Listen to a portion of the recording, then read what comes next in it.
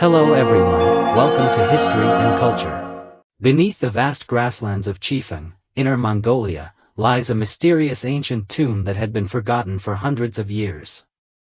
No one would have imagined that this seemingly ordinary land concealed a woman dressed in a shimmering golden dragon robe and wearing a phoenix crown encrusted with jewels. And when the archaeological team finally opened the tomb, everyone was stunned. Who was she? Why would a woman be buried with the honors reserved for an emperor? Even more shocking, this turned out to be a tomb within a tomb, sealed layer upon layer, as if her identity was meant to be locked away forever. All clues point back to the year 1972. A seemingly routine farmland irrigation unexpectedly uncovered a long-buried royal mystery. That summer, on the grasslands of Balan Right Banner, Qifeng, an elderly farmer was irrigating his fields with a traditional ox cart.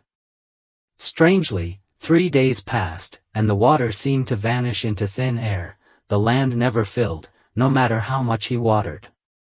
The old farmer was puzzled. He crouched down to inspect every inch of the field.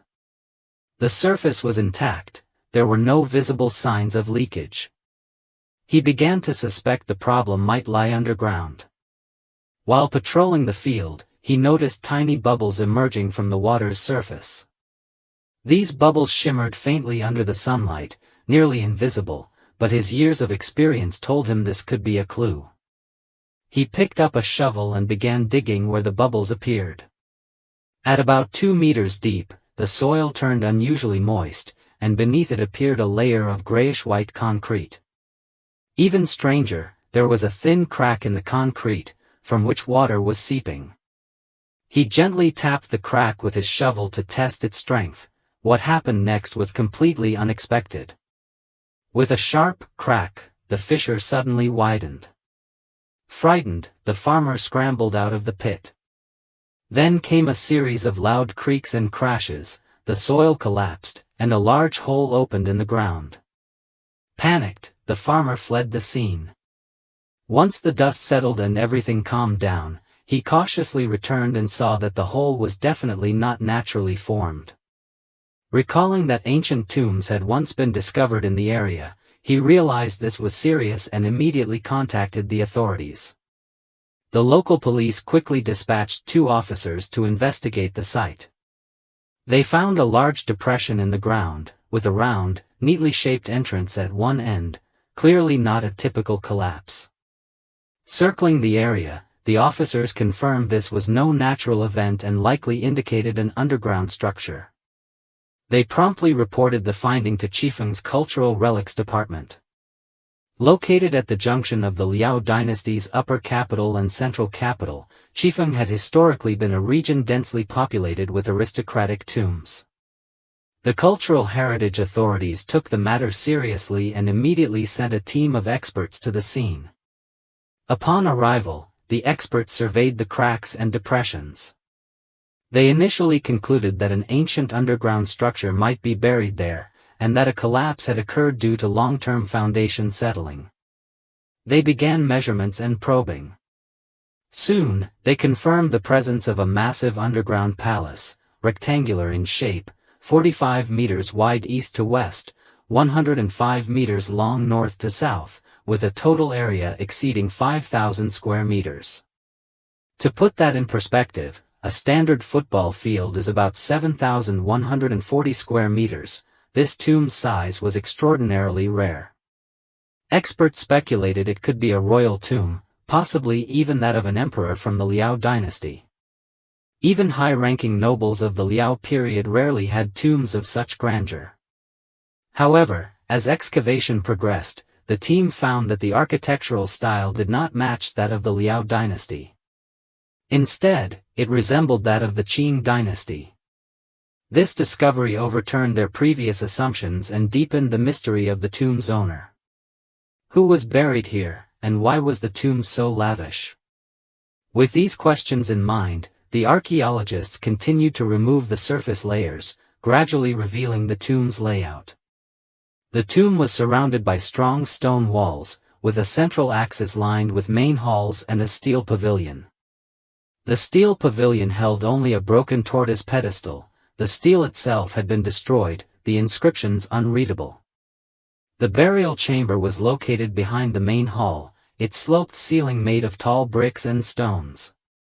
The surrounding walls were constructed from neatly aligned rectangular white stones, with white plaster filling the gaps. This style closely resembled that of Qing imperial tombs near Beijing, like a miniature palace. Yet no historical records mentioned any Qing royal family members being buried in Qifeng. The experts were baffled. Why was this tomb so luxurious? Who was the person buried here? Even more troubling, the team found multiple looting tunnels around the tomb, suggesting it had been visited by grave robbers. Looted tombs often lose all their relics and much of their research value. Despite this, the archaeologists cautiously entered the burial chamber to continue the excavation. As expected, the chamber was severely damaged, and almost no valuable grave goods remained. After extensive searching, they found nothing. Regret set in. Had this magnificent tomb been completely plundered? How could they identify the tomb's owner now? As hope faded, one expert raised a question. The looting tunnels were small in scale, there's no way a massive coffin could have been removed through them. Could there be a hidden chamber? This insight sparked new interest. Someone boldly suggested the tomb might be a tomb within a tomb, a fake outer chamber designed to mislead robbers. After discussion, the team decided to dig deeper in search of clues. Days later, they made a breakthrough. Behind the tomb's rear wall, their instruments detected a hollow space, confirming the existence of a hidden chamber. When the secret room was opened, a chilling gust of air swept out, sending shivers down everyone's spine. The chamber was small, about 50 square meters, 8 meters long, 6 meters wide, and 4 meters high. Its marble walls blocked surface heat, creating a sealed, low-temperature environment. Clearly, the outer chamber had been a decoy, the real tomb lay in this secret room. The grave robbers had been fooled. In the center stood a massive coffin. On its south and east sides were two perfectly preserved urns. The team unanimously decided to open the coffin and reveal the true identity of the tomb's owner. As the lid was carefully lifted, the archaeologists fell silent. One expert couldn't help but exclaim, "Unbelievable, simply unbelievable." Inside lay the body of a woman, astonishingly well preserved. Her skin still glowed, with even the finest hairs clearly visible. She stood about 155 centimeters tall, with jet black hair 75 centimeters long. Her skin showed only slight sagging due to age but remained elastic, as if she had only recently passed. Most shockingly, she wore a bright yellow silk dragon robe. It featured 8 five-clawed golden dragons, front and back with upright dragons, shoulders and hem with flying ones. Around the dragons, tiny pearls stitched the character for longevity, an exquisite and priceless display of craftsmanship. On her head was a solid gold phoenix crown inlaid with luminous pearls, agates, and jade, carved with auspicious cloud patterns, stunning in beauty. Around her neck hung a necklace of 108 round, lustrous pearls, with a golden Buddha head as its centerpiece. Scattered throughout the coffin were countless treasures, embroidered gowns, gemstone hairpins, pearl necklaces, rings, each one breathtaking. The entire scene left everyone speechless. In ancient times, the dragon robe was exclusive to emperors, a symbol of supreme power. Even in the Qing Dynasty, women were buried in phoenix robes at most. Dragon robes were nearly unheard of in female tombs. Even the only female emperor in Chinese history, Wu Zetian, was not buried in a dragon robe. So who was this woman, dressed in a dragon robe and crowned with a phoenix crown? Why had her body remained uncorrupted for centuries? These questions lingered in the minds of every archaeologist present. To unravel the mystery, experts conducted extensive research. They first analyzed the details of the dragon robe and discovered it bore only 8 dragons, instead of the typical 9 found on an emperor's robe. Some speculated this might be because the tomb's owner was a woman. The 8 dragons could have been deliberately chosen to distinguish it from an emperor's 9-dragon robe. Yet, even so, the appearance of the dragon robe still violated the strict rituals of the Qing Dynasty. Experts speculated that the tomb's occupant might have been a member of the Qing Imperial family, perhaps even closely related to an emperor. Given Qifeng's proximity to Mongolia, it was likely that the tomb's owner was a princess who had been married off through a political alliance. Archaeologists found a broken stone tablet in the sealed chamber, but its inscriptions were too faded to decipher. Another clue came from 2 ash urns inscribed with the names Wurgun and Linbu on their bases. These names immediately caught the attention of the experts. After consulting historical records and local Qifeng archives, they initially deduced that the tomb's occupant was likely Princess Gurun Rongxian, daughter of Emperor Kangxi of the Qing Dynasty. Princess Gurun Rongxian, Kangxi's 3rd daughter, was born in 1673. Her mother was Consort Rong of the Manchu Majia clan. Consort Rong held a prominent position in Kangxi's harem, bearing him 5 sons and 1 daughter in 10 years, and was deeply favored. She gave birth to her eldest son, Inti, at the age of 13. Due to her young age, only Inti survived to adulthood while the other 4 sons died young. Although Rongxian was Kangxi's 3rd daughter biologically, the first 2 daughters had died young. Kangxi had adopted his brother's daughter and titled her Princess Gurun Chuanxi, thus Rongxian was officially recorded as the 2nd daughter. In 1691, at the age of 18, Princess Rongxian was married by imperial decree to Wurgun, the 2nd son of the Jasak Doroi prince of the Bailing Mongol tribe. Wurgun was the grandson of Kangxi's sister, Princess Gurun Shuhui, making him of the same generation as Rongxian and eligible under the Qing Dynasty's 3 generations apart marriage rule. After marriage, Wurgun was granted the title of Hashua Prince Consort. The couple had a loving relationship and bore a son named Linbu. Although the marriage was politically arranged, Princess Rongxian and Wurgun shared genuine affection and a happy life.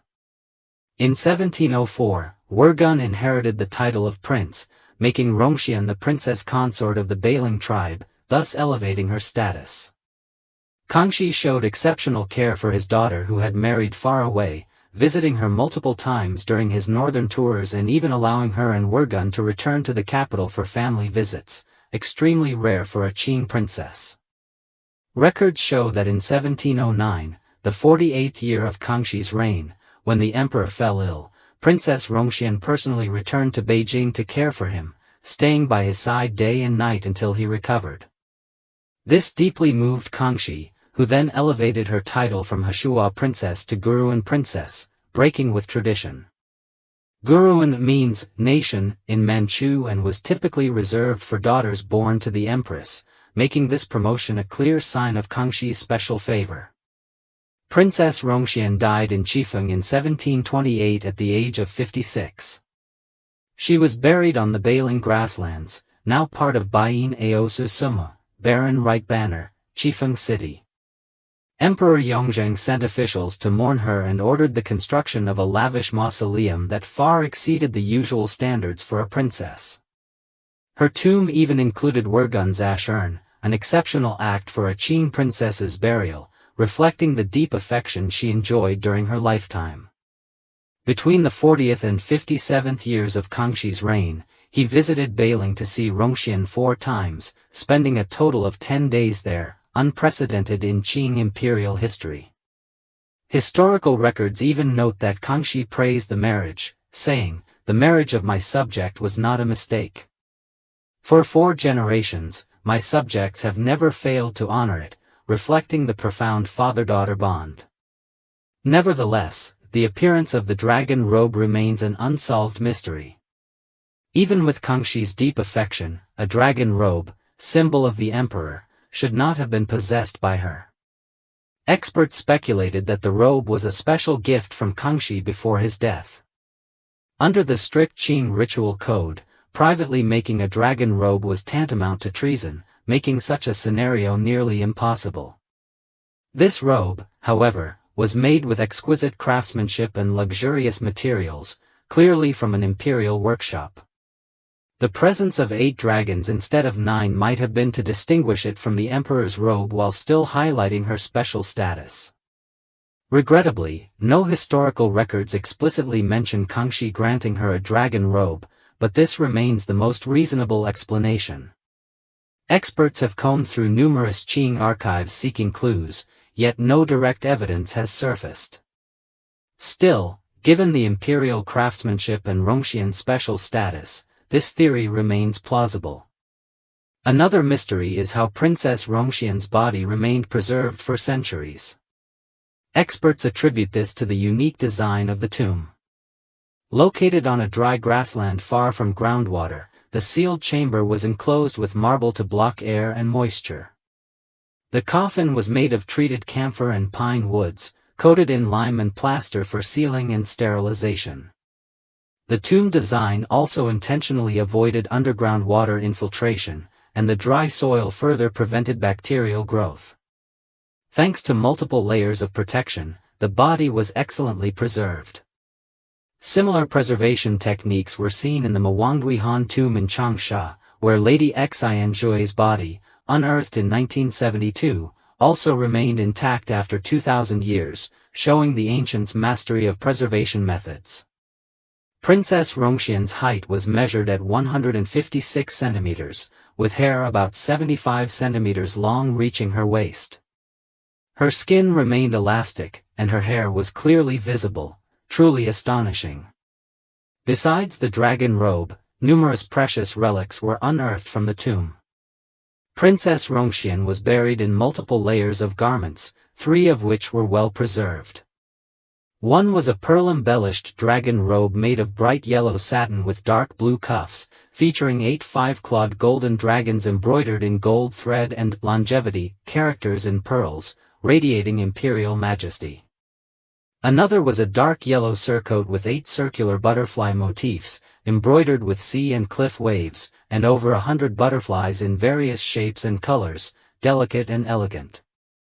The third was a light green jacket embroidered with antique vases as the main motif, surrounded by plum blossoms, orchids, peonies, and scholarly items, with wave and cliff patterns at the hem, exuding regal grandeur. These garments not only reflect the exquisite craftsmanship of Qing royal attire but also offer valuable material for studying Qing clothing culture. In addition, over 50 artifacts were excavated, including gold buttons, amber buttons, glass buttons, gemstone-inlaid golden hairpins, pearl-studded chrysanthemum hairpins, and pearl necklaces and rings. The phoenix crown she wore was particularly exquisite, inlaid with luminous pearls, agates, and jade, and carved with auspicious cloud patterns, showcasing her nobility. Sadly, some of the crown's jewels are now missing, with only hollow settings remaining, slightly reducing its value. Experts estimate the tomb's artifacts are worth over 100 million yuan, but their historical and cultural value far outweighs their monetary worth. They provide irreplaceable insights into Qing imperial life, clothing artistry, and burial customs, truly priceless treasures. Princess Rongxian's life can be said to have been favored by fate. Though she didn't choose her marriage, her husband Wergun treated her with kindness, and Emperor Kangxi cherished her as a treasured daughter. She was buried in a dragon robe, crowned with a phoenix headdress, and even exceptionally laid to rest with her prince consort.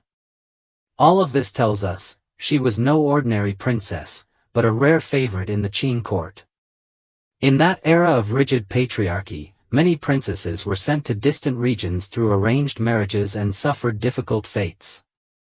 But Princess Rongxian enjoyed a stable marriage, high status, and a grand funeral. Her story is like a beam of light penetrating the cracks of feudalism, prompting us to ask, was there truly an exception between imperial power and bloodline? Was her burial in a dragon robe a unique gift from Kangxi? Or does it conceal deeper imperial secrets? Was this a breach of the system or a burst of emotion? What do you think?